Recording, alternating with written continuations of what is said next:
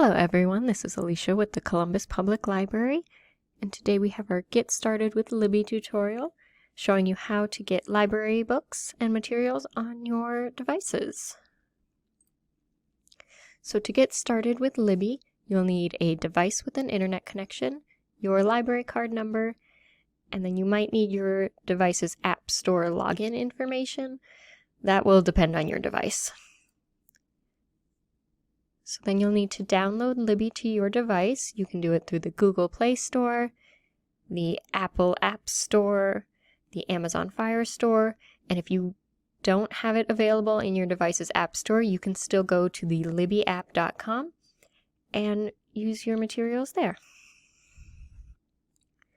To find your library, you'll follow the prompts. You'll go to your library section. It's at the bottom of your screen. It looks like a little building with a book for a roof, and follow the prompts to add your library. You can use your zip code, city name, or state. After that, you can use your library card number to sign in with My Card.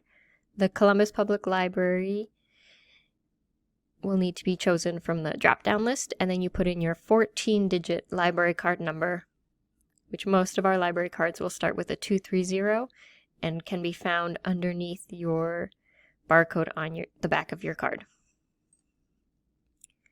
To navigate Libby, there'll be a navigation bar at the bottom of your screen.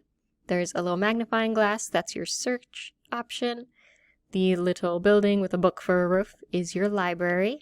Your account information is the 3 little lines, and sometimes there will be a little burgundy colored dot. That just tells you you've got a new notification.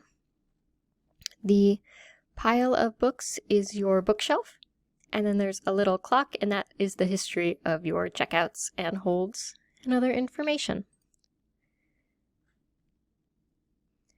You can use the search bar to search for a title, author, series list, topic, anything like that. And then once you have your search results for your word, you can narrow down using the filter option. That's going to be a little greenish gray box with 3 lines in it. So with the filter, you can narrow it down to like certain subjects, certain formats, books that are available now. You can sort the results either by like popularity, date added. There are language options and then also format options. And then once you've selected everything you would like to use to narrow down your search, there's an apply tag button at the top right. It should say show and then a number, which is how many titles show up with the results you've given. And then once you have your search results, the most common things you're going to see are ebooks and audiobooks. Ebooks will have like just the cover, and then off to the right you'll see like borrow, read, sample, and tag. And at the very top is just the title, and then either the series or the author. And then there's a little blue and green box. And then for the audiobooks, you'll see it's very similar to the ebooks, but then on the right side, instead of read sample, it will say play sample. And then underneath the cover is a gray box with an audio headphone logo, and then the length of the audiobook. Ebooks check out for up to 21 days, and audiobooks can check out for up to 14 days. If a title is available for checkout right now, it will say borrow, and then in that little blue and green box in the right-hand corner, it will have a plus sign. And then if a title is not available, so some of the books in our library, we are limited by the publisher with how many copies people can be reading at any one time. So instead of being available to borrow, it will say place hold, and then that little blue and green box will have a little clock next to it and a calendar icon. If you click on that, it will give you an estimate of how long you have to wait. So it will tell you how many copies, how many people are waiting, and then an approximate date that you should be getting that item. You can have up to 3 holds at one time, and then once it's available, it will show up on your shelf page, and you can also view what you have on hold and see where you're at from your shelf page. And then once a hold comes in, you are able to push it off to the next person and keep your spot on the hold list if you're just not ready for it at that time. All right, and if you'd like to learn more about a title, if you click on the cover, it will bring up the title details. So if you'll see here, we've got Jane Austen. It's got the author, the title of the book, a summary, and if you had continued to scroll down, it will tell you either if it's also available as an ebook or an audiobook, depending on what you're currently looking at. And if you scroll down even farther, you'll see a series list. If that book is part of a series, it will give you a list of all the other books in that series, and if they're available, if you'd like to check them out.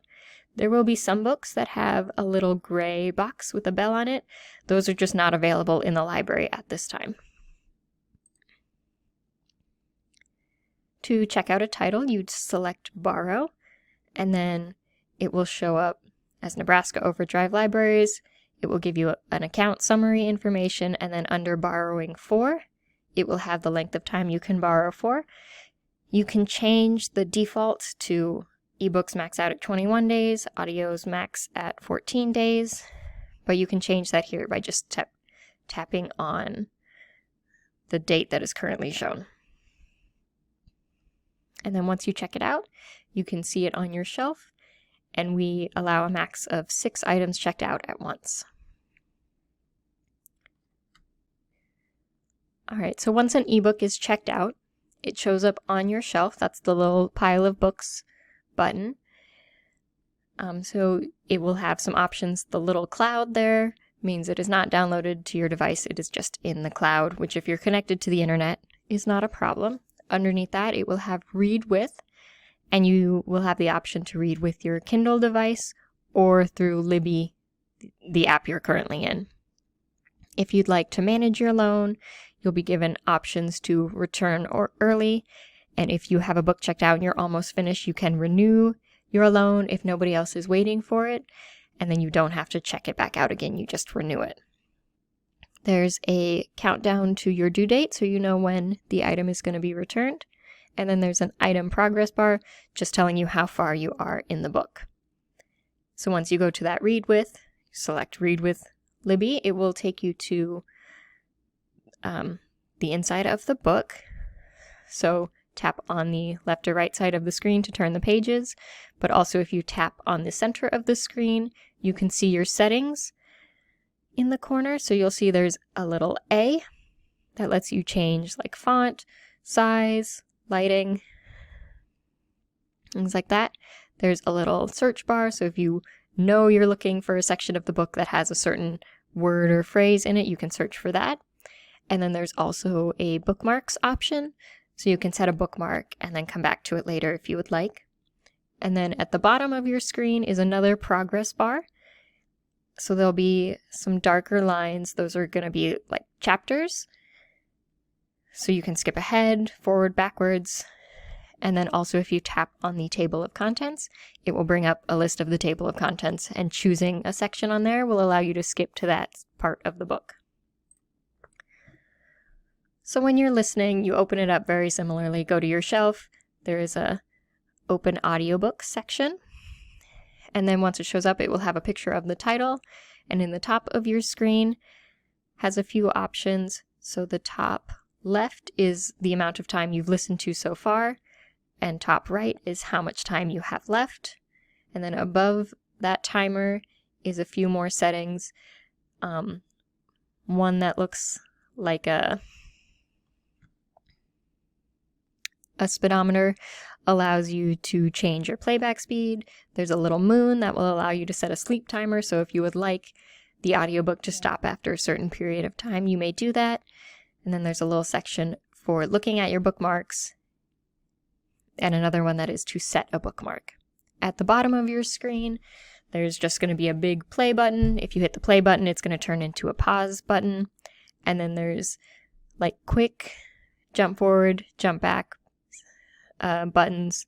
They're just set to 15 seconds, so you can rewind, fast forward if you just missed a little section.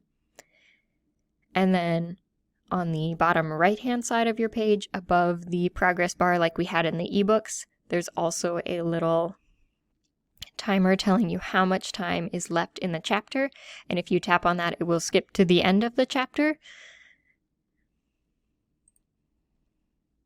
And then if you have finished with your book, you select that Manage Loan button from your bookshelf screen, and then you can select Return Early, and then it will just want to confirm that you want to return, so you can hit that Return button. So at this point, we've basically covered all the basics of Libby. This here is just an extra section, including a couple things I thought might be interesting to people that you can still do with the Libby app. So first we have magazines. You can check out magazines slightly differently from how you can check out books, but if you'll see over here, instead of borrow, there is just an open magazine button, which means you can open the magazine and just read it right away. You don't have to check it out.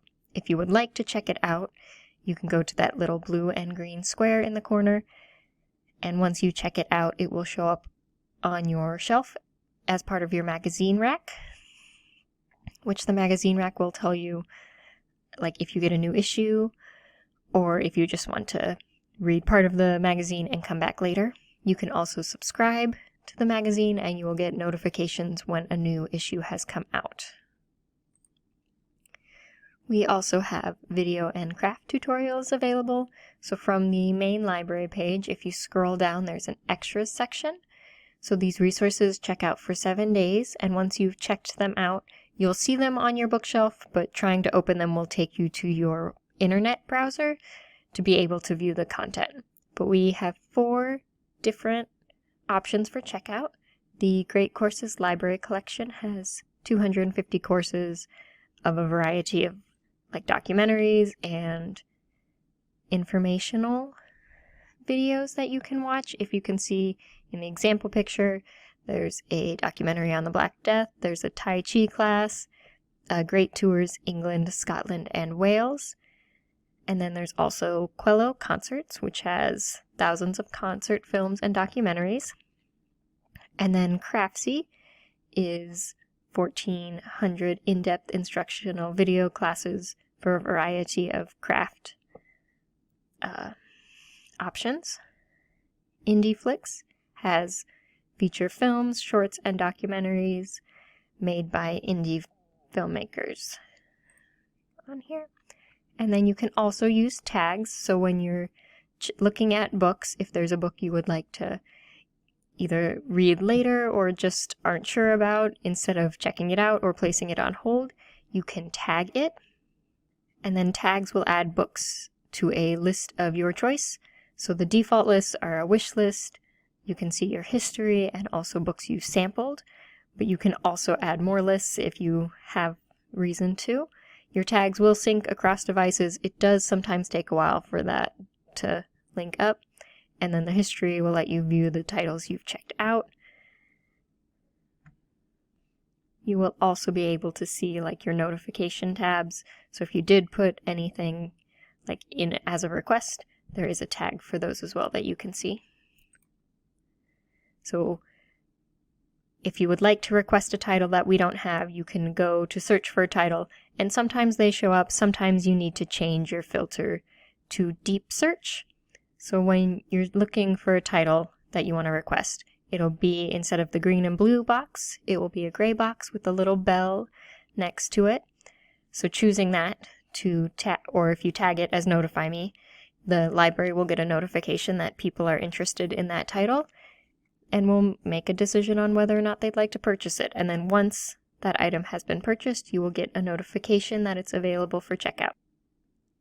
Alright, so with the Kindle, if you would prefer to read on your Kindle e-reader instead of on your tablet or laptop or phone, you can do that. I would suggest still checking them out through another device, just because the e-reader webpage does take longer to load. So when you go to your Libby app and are looking at your titles, when you go to check it out, if it's available as a Kindle, you can see on the information page for the title, or you can narrow down your search results to Kindle books only. Otherwise, once you have it checked out in your library, instead of going Read with Libby, you select Read with Kindle. It will take you to your Amazon account page, or if you're not logged into your Amazon account on your device, it will take you to the login page. So once you've logged in, there will be a Get Library Book button that will deliver the book to your library device. And then there are also settings you can change with your library. As you can see here, you can see your library cards, if you've got multiple family members on the account, or if you happen to have cards from other libraries, you can see them all here. You can change the names on your card, delete them. It will ask you for updates every now and again, just to make sure your card is still valid. And then down at the very bottom, you'll see a settings button.